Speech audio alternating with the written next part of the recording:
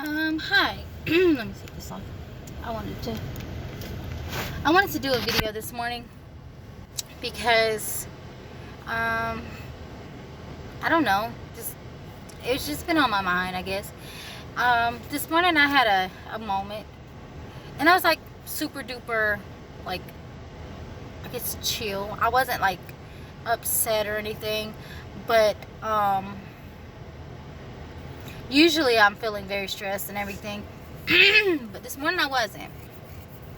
So I was getting my son ready for school and everything, and it came time for us to get out the door, and I felt the coldness.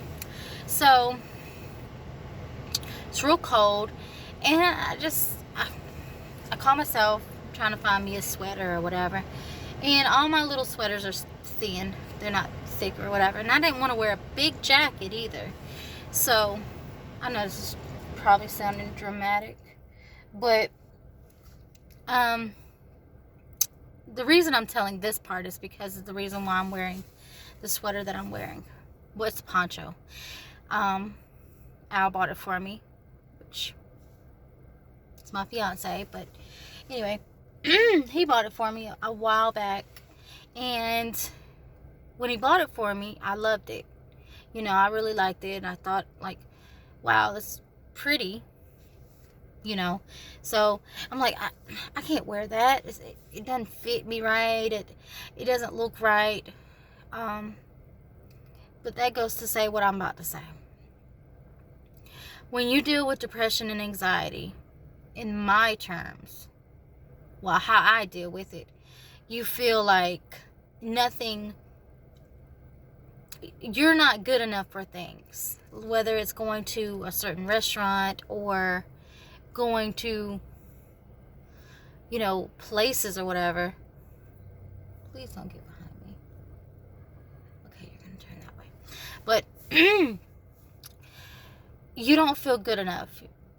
And that's one thing that I deal with a lot, that I don't feel good enough. I don't feel like I can have nice things or do nice things. I dealt with that a long time, and this morning was like, am I gonna keep letting these feelings hold me back and just not do things because of how I feel, or am I just gonna do it and just go with it? Because if anybody knows me, well, if any of y'all know me, you know what kind of person I am. I'm a simple person. I wear basically what I'm comfortable in. I wear like a cardigan, or I don't know what you want to call the damn thing. It's just like a little jacket thing, like a little sweater. But I don't wear super duper flashy clothes or anything like that. And as you can see, this is like a pattern that is standoutish. It's real pretty though. It really is. I mean, it might not be y'all's choice. Y'all might be like, oh, it's weird looking, whatever. But it's a turtleneck. It's a poncho. It's real nice though. And it's warm. And I don't feel like I'm good enough to wear things like that. I feel like I'm not good enough to wear things that are fancy, But this morning I was like, you know what, Melissa, the feeling that you have to let that go, because people are going to judge you whether you wear what you wear with, or whether you dress up. They still going to judge you. And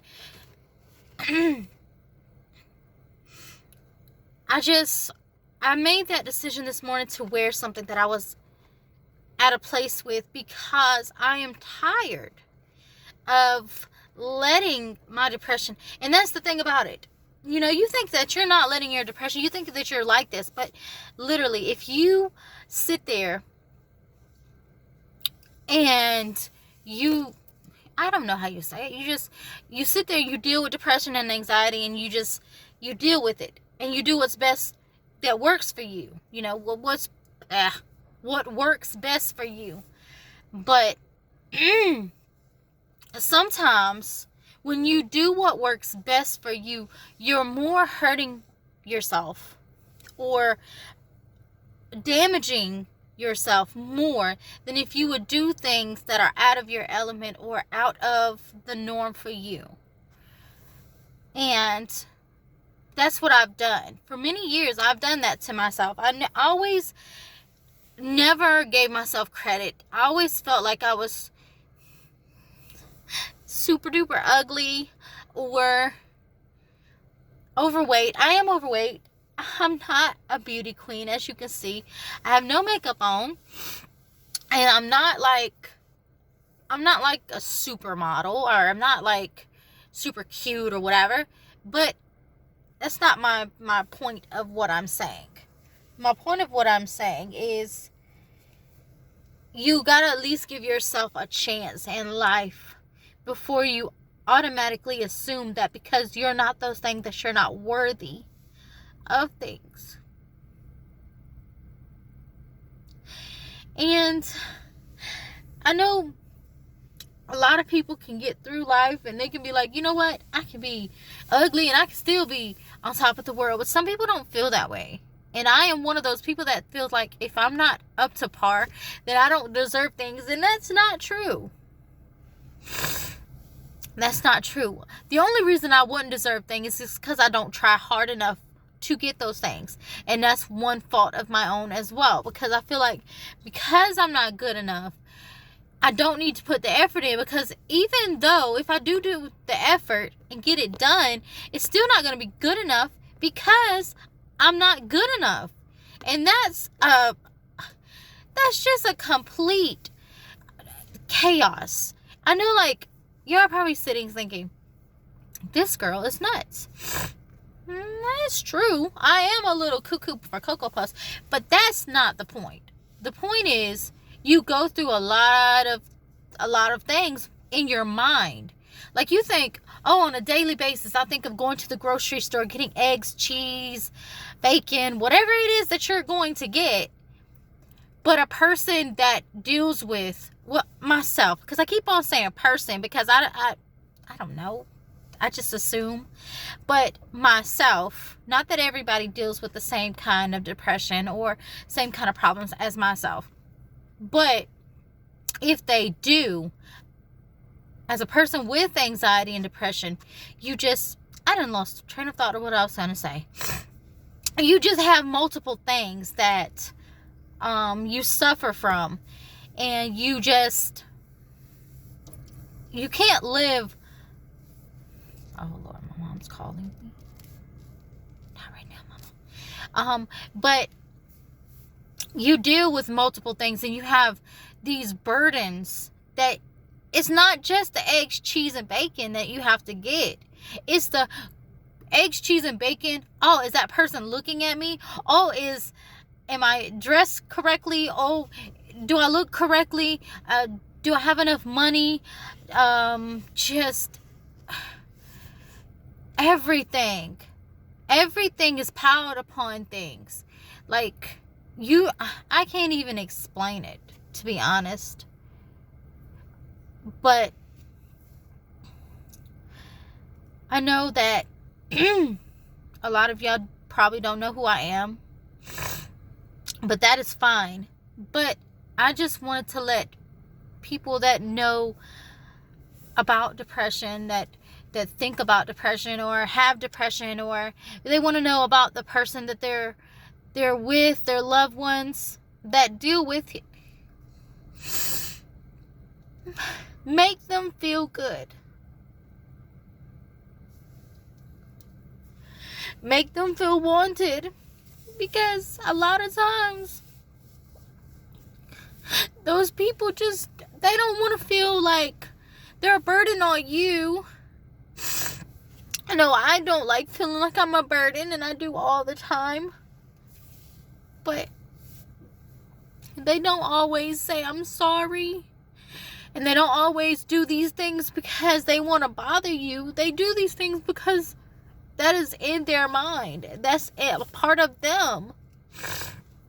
But you got to remind them also that You love them, regardless if they have depression, regardless if they say I'm sorry a million times, or if they feel like they're ugly. If they feel like they're ugly, I mean, I know you like probably would say, well, you're not ugly. Da, da, da, da.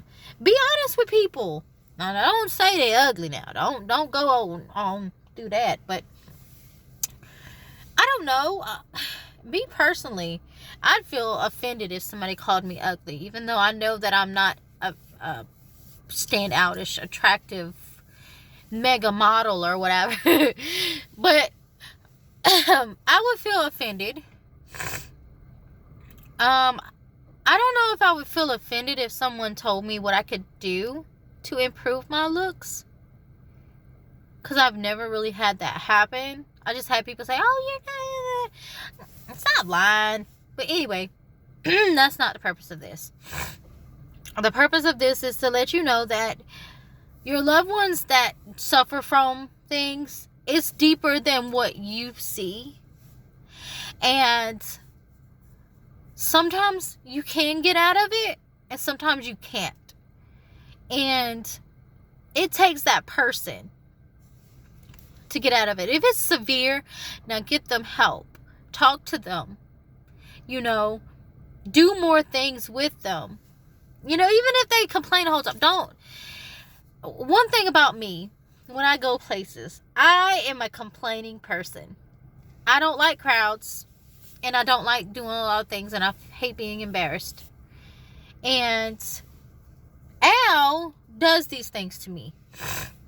I can't be mad at him because that's his personality, and I can't steal somebody else's joy. But he does these things, and it really bothers me. But at the same time, it's like, Melissa, you can't, it ain't about you. You can't just make everybody miserable because you're miserable. But I think I'm more doing this video for myself, because I deal with so many thoughts in my mind that I don't know what else to do. Like, what I'm doing, dang it, will it let me do it? Well, what I'm doing right now is like, I'm at the park. It won't let me turn the camera around, but I'm at the park looking at the little bridge thing, I guess you'll call it. It's got fog. It's real foggy out here. Yeah. But this is another year of different things for people. Dang it, my glasses are dirty. But it's another year of, I don't like that. But it's another year for people. You can either stay where you're at and still be the same person if you like who you are, and continue to thrive the way you do, or you can try to be a better person. You can do different things. I know the end of last year, I think it was, I kept trying to do things with my family, like my mom and my sister and my niece and my son. Like, I try to always go somewhere, because you never know when the last time you will see people. And I always wanted to do things, because I never do anything. I never, I'm always worried about money and stuff like that. But if you have a little bit of money and you want to spend time with your family, do it. Just do it.